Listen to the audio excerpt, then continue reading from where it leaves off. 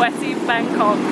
We flew from Kathmandu to Thailand, and one of the first things we did was visit the Grand Palace. Now, the Grand Palace has a very interesting history, but one of the most amazing things in the Grand Palace is the Emerald Buddha, and that's what I'm going to talk about today. This large palace behind me was built in 1782 by King Rama I. He had just taken over the monarchy and he built his own dynasty. Like, normally the palace was on the other side of the river, but it wasn't big enough, it wasn't tactically very safe, so he decided to build his own palace, which is the Grand Palace today. Again, I wanted to do a video about the Grand Palace, but honestly you should have a look at the Wikipedia page. It is daunting. I just couldn't get myself to kind of read through everything, and honestly the video would have been like 2 hours long. So inside this gorgeous palace there are a couple of temples, and one of the temples is the temple of the Emerald Buddha. Now there's a small disclaimer here. The reason why I'm standing outside of the palace is because I couldn't really film inside. Like, I could take B-roll, but again it was very hard, so I will try and do my best to show you what we saw. But again, inside the temple of the Emerald Buddha we couldn't film, so you get what I give you. The story of the Emerald Buddha begins at 43 BC. It was made in the Indian city of Pataliputra, which is Patna today. The Emerald Buddha was actually created by a sage called Nagasena, and the legend says that he was helped by Vishnu and Indra to make this beautiful emerald colored Buddha. It was predicted that this Buddha would be very important in 5 different countries. Lankadvipa, which is Sri Lanka today, Varavati, which is a ancient Hmong kingdom, Chiang Mai, and Lanchang.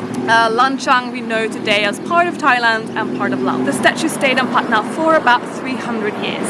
And after those 300 years, it was actually taken to the kingdom of Sri Lanka. How do we know this?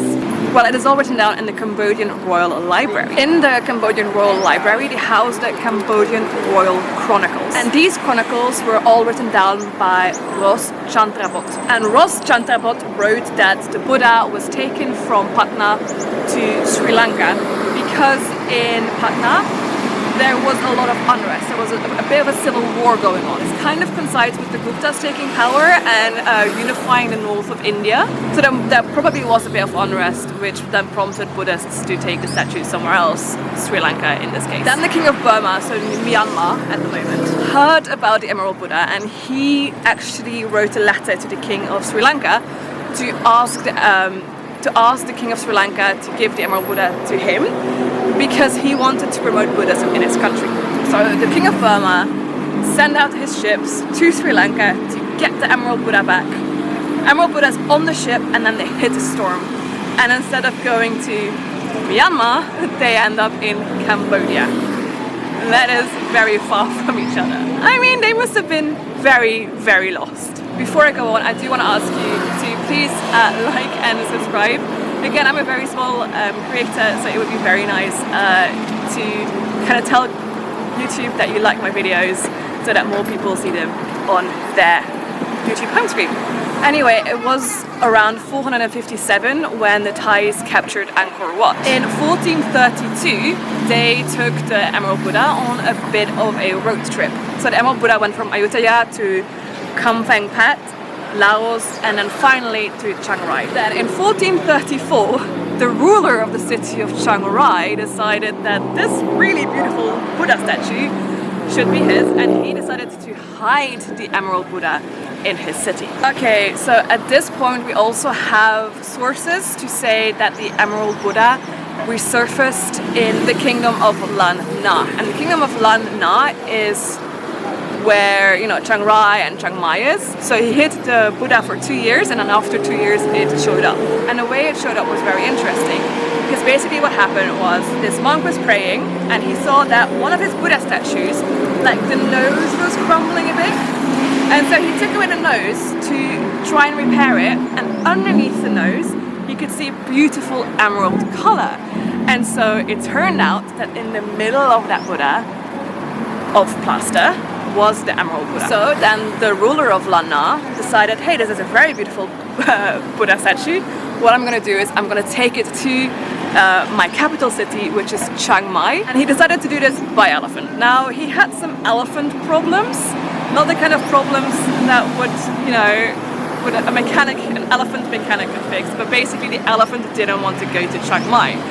They tried twice, the elephant didn't want to go, and the elephant started walking to Lampang instead. And they thought this was basically a sign that the statue shouldn't go to Chiang Mai, and they took the statue to Lampang instead. And in Lampang, they built a beautiful temple for the statue.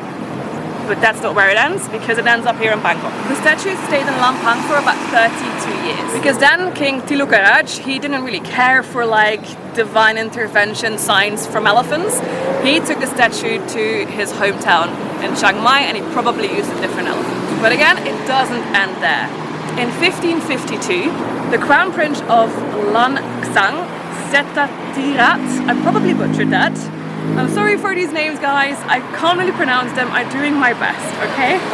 So he was invited to occupy the throne of Lang Na because his mother was the only daughter, the only child of the previous king of Lang Na. But obviously, with him being an heir to a throne as well, to Lang Chang, he later on, when his dad died, took the Buddha to his own palace in Langtang. Then, because the Burmese were attacking his kingdom, he had to move the Buddha to Vientiane. Then in Vientiane, the Buddha stayed for 214 years. So the Buddha had a bit of time to recover and relax. And then a Siamese, so a Thai general, decided to take the Buddha for himself and take the Buddha back to Siam. Then the statue was installed in the beautiful Wat Arun here in Bangkok. Then the statue would move one more time in 1784. Now we know that the palace behind me was built in 1782, so you kind of can guess why it was moved in 1784 into the palace. And that is because that general that we were talking about is actually King Rama I, who built this palace, and he then decided to move the Emerald Buddha from Thonburi, where it was the first, and he decided to then move the Emerald Buddha from across the river to his own palace, where he built a gorgeous temple for it. Today, the Emerald Buddha plays a very important role in the Thai monarchy. The Emerald Buddha gets dressed every winter, every monsoon, and every summer, and he actually has different clothes. So for the summer, it's a beautiful, beautiful like top with flowers and bamboo sprouting. For the winter, it's like a stola, it's like a scarf. And then for the monsoon, it's a monk's robe. So at the moment, he is wearing his monk's robe because it is still monsoon season. Only the Thai king can dress the Emerald Buddha, and it's like this big spectacle every single time, 3 times a year, that he has to undress and dress the Thai Buddha, the Emerald Buddha. All the clothes are completely gold, and they were made by King Rama I. So King Rama I made the clothes for winter and for summer. And then I would think it was King Rama V. He decided that, you know, the Buddha should also have clothes for monsoon because it's raining, obviously. So he decided to make a beautiful monk's robe for our Emerald Buddha. Okay, so is the statue made out of emerald? Well, no. Emerald just is about the color of the statue. Also, some art historians say that it is in a 15th century style of Samsan, which would put the Buddha actually in, you know, Chiang Rai and Chiang Mai as being produced there. But didn't I say that the Emerald Buddha was mentioned in the Royal Cambodian Chronicles? Well, yes. So it's like a bit of a mystery whether this is the real Emerald Buddha or whether someone hid the Emerald Buddha and a second Emerald Buddha was made. So we don't know. Probably this is the real one, but it's a bit of a mystery. Anyway, I'm really sweaty. I don't know how people do it. It's so humid here. I'm so sweaty. Look at me. We have to go back to our hotel and get changed. Maybe get a shower, and then we'll go to Chinatown, which will be next week's video. And I will see you in Chinatown next week. Bye!